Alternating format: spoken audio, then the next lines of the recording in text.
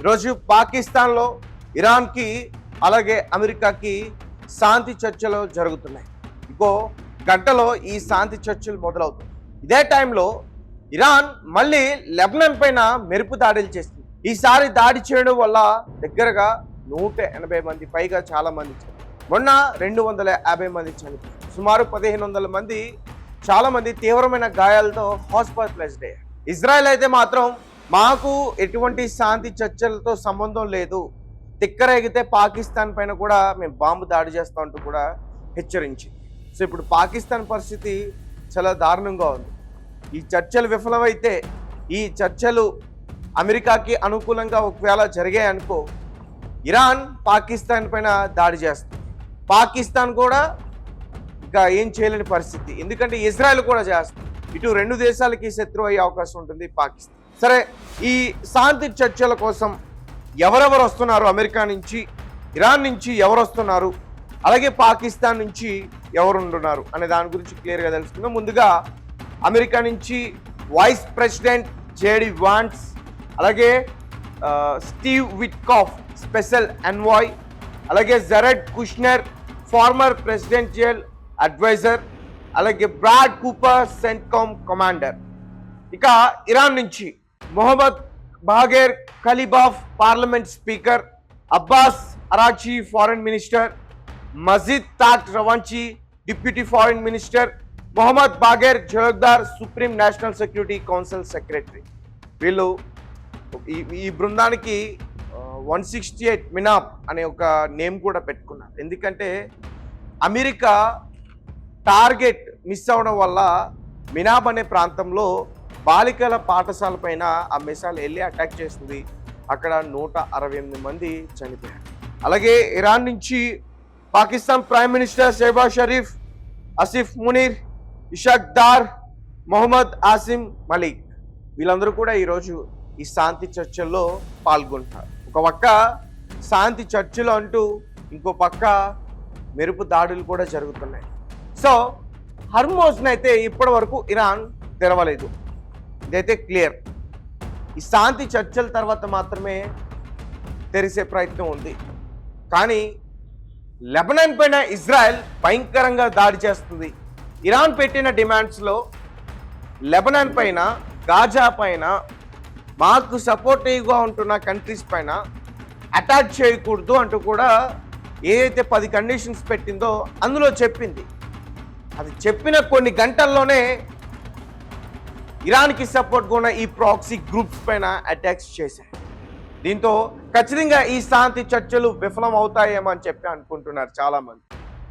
So ఈరోజు కూడా America కొన్ని డిమాండ్స్ పెట్టింది, ఇటు ఇరాన్ కూడా కొన్ని డిమాండ్స్ పెట్టింది. ప్రధానంగా అమెరికా పెట్టిన డిమాండ్స్ ఏంటో చూస్తే 1000 పౌండ్ల యురేనియంని అప్పచెప్పాలి. 1000 పౌండ్లు అంటే 450 కేజీలు యురేనియంని అప్పచెప్పాలి. అలాగే హర్మోజ్ గేట్స్ ఓపెన్ చేయాలి. అలాగే ప్రాక్సీ గ్రూప్స్ మిసైల్ డ్రోన్స్ వాళ్ళకి ఇవ్వకూడదు. అంటే ఈ ఇరాన్కి సంబంధించిన ఈ హెజ్బుల్లా, ఈ సిరియా, ఈ గాజా, ఇటువంటి దేశాలకు సంబంధించిన ఆ గ్రూప్స్కి ఈ మిసైల్స్ ఇవ్వకూడదు, ఇరాన్ ఆయుధాలు సప్లై చేయకూడదు అంటూ కూడా చెప్తుంది. ఈ మూడు కూడా జరగని పని. ఎందుకంటే ఆ దేశాలు ఇరాన్కి సపోర్ట్గా ఉన్నాయి. ఇజ్రాయెల్ ఏదైనా అటాక్ చేస్తుంటే సపోర్ట్గా వారు కూడా అటాక్ చేసే ప్రయత్నం చేస్తున్నారు. దీంతో అది జరగని పని. అలాగే ఇక యురేనియం విషయానికి వస్తే అది కూడా జరగని పని. ఇక హర్మోజ్ అంటారా, హర్మోజ్ తెరిసే అవకాశం ఉంటుంది. ఎందుకంటే హర్మోజ్ అక్కడ ప్రపంచ వాణిజ్యం జరుగుతుంది. ఆ షిప్స్ అన్ని కూడా హర్మోజ్ దాటుకుని ఇతర దేశాలకి ట్రేడింగ్ అవుతున్నాయి. కాబట్టి దాన్ని కొంచెం తెరిసే ప్రయత్నం అయితే ఇరాన్ చేస్తుంది. దాన్ని తెరవడం వల్ల ఇరాన్కి కూడా చాలా యూజ్ ఉంది. దగ్గర ఒక టోల్ గేట్ లాంటిది పెట్టి అక్కడ కలెక్ట్ చేస్తున్నారు. వెళ్ళేటప్పుడు వచ్చేటప్పుడు ఖచ్చితంగా అక్కడ పే చేసి రావాలి, లేదంటే ఇరాన్ దాడి చేస్తుంది, లేదంటే నెక్స్ట్ టైం రానివ్వదు. సో మొత్తానికి ఈరోజు అక్కడ శాంతి చర్చలు 10:30కి జరుగుతున్నాయి. మరి తర్వాత ఎటువంటి నిర్ణయాలు తీసుకుంటారు? ఇరాన్ పెట్టిన 10 కండిషన్స్కి అమెరికా అంగీకరిస్తుందా?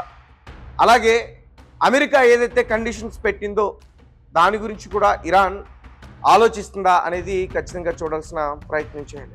ఏదేమైనప్పటికీ ఈ చర్చలు అయితే మాత్రం మ్యాక్సిమం విఫలమయ్యే అవకాశాలు ఎక్కువగా ఉన్నాయి. ఎందుకంటే ఇజ్రాయెల్ లెబనాన్ పైన దాడి చేస్తుంది. ఈ రోజు 182 మందిని చంపేస్తుంది. పైగా వాళ్ళందరూ కూడా టెర్రరిస్టులు అని చెప్తుంది. అంటే ఒక రూట్ని మార్చి మొన్నటి వరకు ఇజ్రాయెల్ లెబనాన్కి సంబంధించిన భూమిని ఆక్రమించుకుంది. ఇప్పటివరకు 14% భూమిని ఆక్రమించుకుని 250 మందిని చంపి, అలాగే మరికొంతమందిని అంటే ఊరు వదిలిపెట్టి పారిపోయే పరిస్థితిని తీసుకొచ్చింది. దగ్గరగా 12 లక్షల మంది ఆ రకంగా వాళ్ళ ఊర్లని వదిలిపెట్టి చాలా మంది వెళ్ళిపోయారు. అలాగే అమెరికా ఏమో యురేనియంని అడుగుతుంది. వీళ్ళేమో యురేనియం ఇవ్వరు, అలాగే ఇజ్రాయెల్ ఏమో దాడి ఆపరు. నిజంగా అమెరికాకి అలాగే ఇరాన్కి ఇజ్రాయెల్ ఒక పెద్ద హెడ్డెక్గా మారింది. సో చూద్దాం, ఒకవేళ ఈ చర్చలు కనుక విఫలమైతే 24 గంటల్లో మా షిప్స్ అన్నీ కూడా సిద్ధంగా ఉన్నాయి, ఆయుధ దళాలతో అటాక్ చేస్తామంటూ కూడా చెప్తున్నారు. ట్రంపే స్వయంగా ఒక ట్రూత్ సోషల్లో డైరెక్ట్గా ఈ పోస్ట్ని పెట్టాడు. 24 గంటలు మాత్రమే చర్చలు విఫలమైతే ఖచ్చితంగా విఫలమయ్యే అవకాశాలు ఎక్కువగా కనిపిస్తున్నాయి. ఎందుకంటే లెబనాన్ పైన ఇజ్రాయెల్ దాడులు చేస్తుంది, అలాగే అమెరికా కూడా చాలా దారుణమైన కండిషన్స్ పెట్టింది. సో ఖచ్చితంగా ఒప్పుకునే పరిస్థితి అయితే లేదు. ఒకవేళ ఈ చర్చలు కనుక వేరే దిశగా వెళ్తే మాత్రం పాకిస్తాన్కు కూడా ఇబ్బంది వచ్చే అవకాశం కూడా ఉంటుంది. ఒకవేళ చర్చలు కనుక సక్సెస్ అయితే పాకిస్తాన్ ఖచ్చితంగా ఇజ్రాయెల్ దగ్గర నుంచి ఒత్తిడి ఉంటుంది. ఇజ్రాయెల్ పాకిస్తాన్ పైన దాడి చేసినా ఆలోచించాల్సిన అవసరం లేదు. మొదటి నుంచే హెచ్చరిస్తుంది, నీకు అనవసరంగా వేలు పెట్టామని చెప్పి. ఆల్రెడీ పాకిస్తాన్కి సంబంధించిన ఎంబసీని టార్గెట్ చేసి ఇజ్రాయెల్ అటాక్ చేస్తుంది ఇరాన్లో. సో పాకిస్తాన్ కూడా దానిపైన రియాక్ట్ అయ్యి ఇజ్రాయెల్కి వార్నింగ్ ఇచ్చింది. సో ఏదేమైనప్పటికీ చూద్దాం, ఈ మినాప్ 168 అనే గ్రూప్ ఆల్రెడీ పాకిస్తాన్కి చేరుకుంది ఇస్లామాబాద్లో. ఆ బృందానికి 168 మినాప్ అని పెట్టారు. సో అక్కడ బాలికల పాఠశాలలో ఉన్న వాళ్ళందరూ కూడా చనిపోయారు కాబట్టి పెట్టారు. అయితే ఇరాన్ నుంచి Mohammad Bagher Ghalibaf parliament speaker, Abbas Araghchi foreign minister, Majid Takht Ravanchi deputy foreign minister, Mohammad Bagher Zolghadr supreme national security council secretary, వీళ్ళందరూ కూడా ఈ చర్చల్లో పాల్గొంటున్నారు. అలాగే అమెరికా నుంచి నేను ఇందాక చెప్పినట్టు ఈ నలుగురితో పాటు ట్రంప్ అల్లుడు కూడా ఈ చర్చల్లో పాల్గొంటున్నాడంటూ కూడా చెప్తున్నారు. సో చూద్దాం, మరి కొన్ని గంటల్లో ఖచ్చితంగా ఈ చర్చల గురించి చాలా విషయాలన్నీ కూడా తెలిసే అవకాశం అయితే ఉన్నాయి. సో అమెరికా పెట్టిన డిమాండ్స్, ఇటు ఇరాన్ పెట్టిన డిమాండ్స్, సో ఈ డిమాండ్స్ని చూస్తుంటే మాత్రం ఖచ్చితంగా విఫలమయ్యే అవకాశాలు ఎక్కువగా కనిపిస్తున్నాయి. సో గైస్, మీరు ఏం చెప్తారు? మీ కమెంట్స్ ఏంటి? ఈ చర్చలు అంటే పూర్తి స్థాయిలో కొనసాగి ఈ చర్చలు సక్సెస్ అయ్యి శాంతి చర్చల ద్వారా ఈ యుద్ధం క్లోజ్ అవుతుందంటారా, ఆగుతుందంటారా? మీ కమెంట్స్ ఏంటి అనే విషయాన్ని ఖచ్చితంగా తెలియపరచండి.